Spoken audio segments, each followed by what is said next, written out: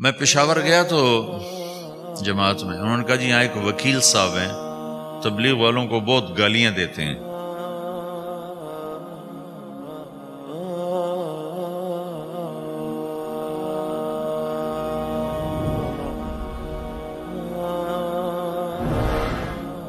میں پشاور گیا تو جماعت میں انہوں نے کہا جی یہاں ایک وکیل صاحب ہیں، تبلیغ والوں کو بہت گالیاں دیتے ہیں۔ شکل دیکھتے ہی گالیاں دینا شروع کرتے ہیں۔ آپ کے علاقے کے؟ آپ کے علاقے کے؟ میں نے کہا اچھا ملاؤ۔ پشاور میں رہتا تھا، وکالت کرتا تھا، میرے علاقے کا میاں چنو ایک چھوٹا سا ٹاؤن ہے وہاں کا تھا، میں اس کے قریب تلمبا ایک چھوٹا سا ٹاؤن ہے میں وہاں۔ تو جب ہم ان کے دروازے پر گئے اور نوک کیا تو دروازہ کھلتے ہی انہوں نے وہی کام شروع کر دیا۔ دیکھتے ہیں اور کہا میں نے تمہیں کتنی دفعہ کہا ہے، وہ جو مقامی، کہ تبلیغ والوں کو میرے دروازے پر مت لایا کرو۔ تو اب بتاؤ، میں اگر یہ تبلیغ کے رگڑے نہ لگے ہوتے تو میں تو 2 تھپڑ اس کے منہ پہ مارتا، یا مفتی صاحب کی طرف فتویٰ سناتا تو اسلام سے خارج ہو گیا ہے، توبہ کر۔ میں نے اس سے کہا بھائی میں تو تبلیغی بن کے آپ کے پاس نہیں آیا، میں تو اس لیے آیا ہوں کہ مجھے پتہ چلا کہ آپ میاں چنو کے ہیں اور میں تلمبے کا ہوں، تو میں تو اس لیے آپ کو ملنے آیا ہوں۔ تو ایسے ہوا، اچھا آپ تلمبے کے ہو؟ میں نے کہا تلمبے کا ہوں۔ کہو اچھا اچھا اچھا، بڑی مہربانی، فرمائیے۔ میں نے کہا فرمائیے ایسے تو نہیں ہوگا، گھر بٹھاؤ پھر فرمائیے ہوگا۔ تو اس نے دروازہ کھولا، ہمیں بٹھایا، میں نے کوئی تبلیغ کی بات نہیں کی، چائے وائے پلائی۔ تو میرے والد صاحب اپنے علاقے کے مشہور آدمی تھے، تو جب میں نے اپنا تعارف کرایا تو وہ اور خوش ہو گیا، کہا تو آپ کے باپ کا الیکشن تو میں نے لڑا ہے، انہوں ان کے لیے ووٹ مانگنا۔ تو ایسا خوش ہو گیا، کھل گیا، چائے پلائی، بات چیت ہوتی رہی۔ تو اٹھتے ہوئے میں نے کہا فلاں مسجد میں ہماری جماعت آئی ہوئی، میں نے کہا چلو آپ کو بتا دوں۔ مغرب کے بیان میں وہ آیا ہوا تھا۔ پھر جتنے دن میں وہاں رہا وہ آتا رہا، میں واپس چلا گیا۔ بیچ میں کئی سال گزر گئے۔ لاہور کیولری گراؤنڈ ایک مشہور جگہ، وہاں میرا بیان تھا۔ جو کرکٹر آئے ہوئے تھے، ان کو ہم نیا سعید انور، انضمام، مشتاق، ان کو ہم قریب کر رہے تھے، اس وقت نئے ان کو قریب کر رہے تھے۔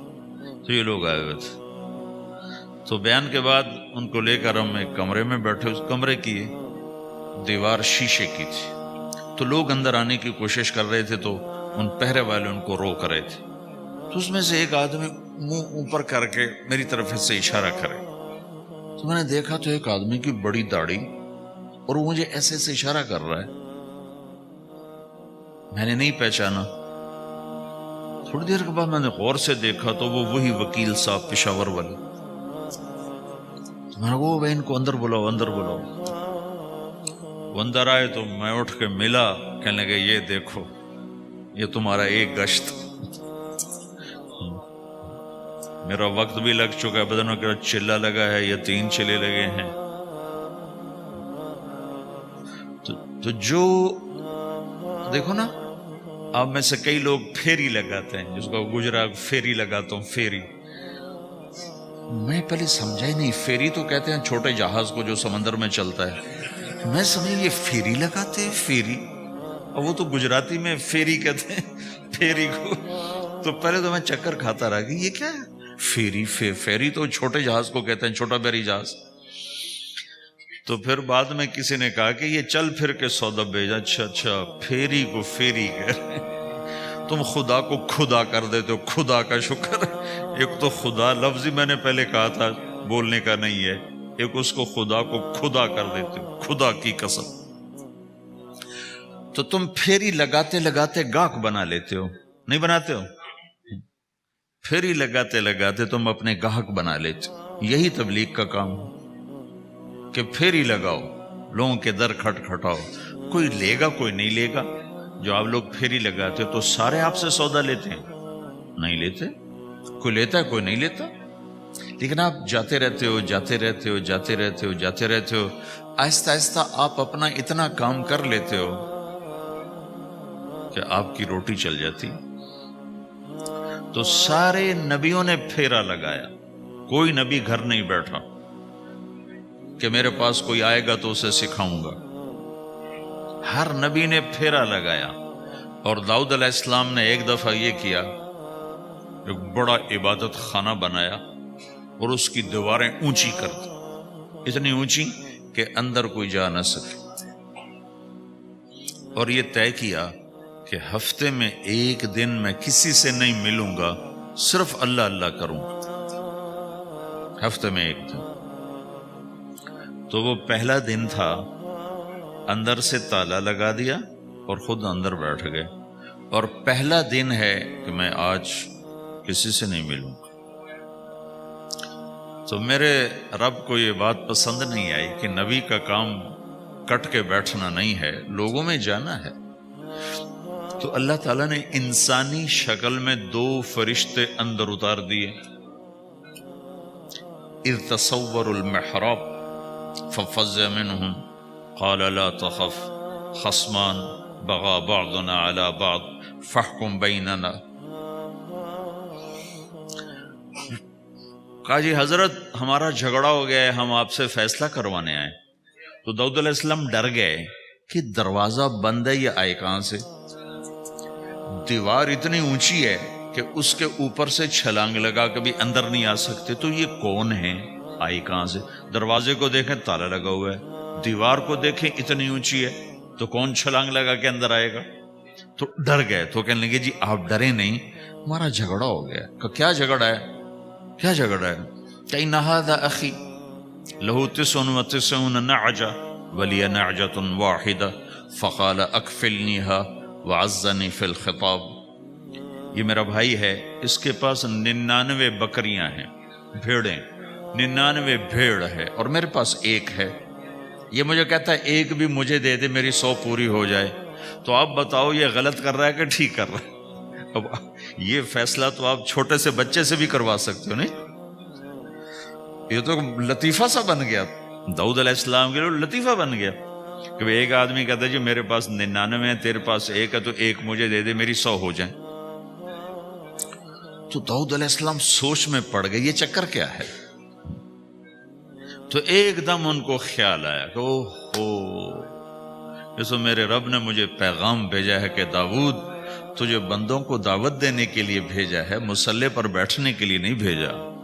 ہاں مصلی پر بیٹھنا ہے, اس کے لیے رات ہے.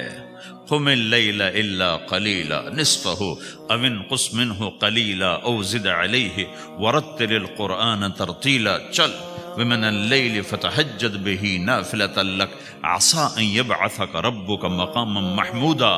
رات ہے, آ جاؤ. ان ناشئۃ اللیل ہی اشد وطئا واقوم قیلا. آجا آجا, رات بڑی مزے کی چیز ہے, تو اور میں تنہا. فاذا فرغت فانصب والى ربک فارغب. آ جاؤ. تتجافى جنوبهم عن المضاجع يدعون ربهم خوفا وطمعا ومما رزقناهم ينفقون. رات تیری میری, دن میرے بندوں کے لیے. نہیں بیٹھ سکتا, تسبیح پکڑ کے نہیں بیٹھ سکتے ہو. تو اس پر داؤد علیہ السلام سجدے میں گرے. آیت سجدہ ہے اس لیے میں نہیں پڑھتا ہوں. سجدے میں گرے اور کہا یا اللہ معافی کر, یا اللہ معاف کر دے, یا اللہ معاف کر دے. میں نے دروازے بند کر لیے, حالانکہ میں یہ میرے منصب کے خلاف تھا. اس پر اللہ سے معافی مانگی. تو چل کے جانا نبیوں کی صفت ہے, یہی ہماری صفت.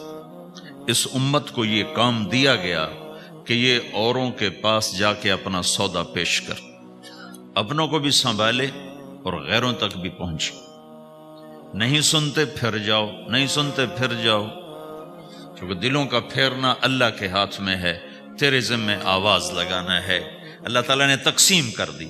قم اللیل الا قلیلا, رات اللہ کے پاس آ جا. دن میں کیا کر, ان لک فی النہار سبحا طویلا, تیرا دن میں کام بہت زیادہ ہے. سبحا طویلا, دعوت کے کام کو تیرنے سے تشبیہ دی ہے. سبح تیرنے کو کہتے ہیں۔ اللہ کے نبی کا ایک گھوڑا تھا جس کا نام تھا سبحہ، میں نے بتایا تھا پہلے دن، وہ اتنا تیز چلتا تھا جیسے تیر رہی ہوگی، اس لیے اللہ کے نبی نے خود اس کا نام سبحہ رکھا تھا، تیرنے والا۔ تو تبلیغ کے کام کو تیرنے سے تشبیہ دی کہ آپ نے لمبا تیرنا ہے، اور مکے میں تو پانی کوئی نہیں، تو کہاں تیرنا ہے جی؟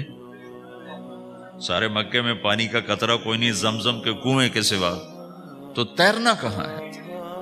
یہ اس دعوت کے کام کی بڑی خوبصورت تصویر ہے، سبحا طویلا۔ حالانکہ اللہ فرماتا ہے ان لک فی النہار شغلا طویلا عملا عظیما جہدا طویلا، لیکن سبحا طویلا،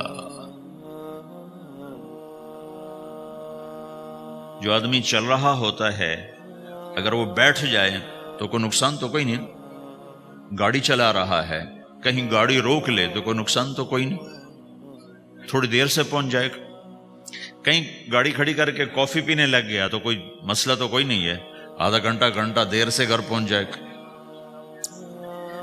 تیرنے والا پانی میں اتر گیا، اب یہ رک سکتا ہے؟ کیوں بھائی؟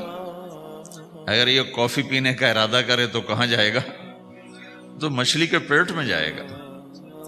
پانی میں اترنے کے بعد اختیار ختم ہے، اب تیرنا ہے۔ کہاں تک؟ دوسرا کنارہ جب تک ہاتھ میں نہیں آتا تیرنا ہے، سبحا طویلا، جب تک آخرت کا کنارہ ہاتھ میں نہیں آتا۔ اے میرے نبی تجھے دعوت کا کام کرتے ہی رہنا ہے، کرتے ہی رہنا ہے، کرتے ہی رہنا ہے، تیری چھٹی کوئی نہیں۔ سبحن میں یہ اشارہ تھا کہ چھٹی کوئی نہیں، یہ موت تک کا کام ہے۔ وَاعْبُدْ رَبَّكَ حَتَّى يَأْتِيَكَ الْيَقِينُ۔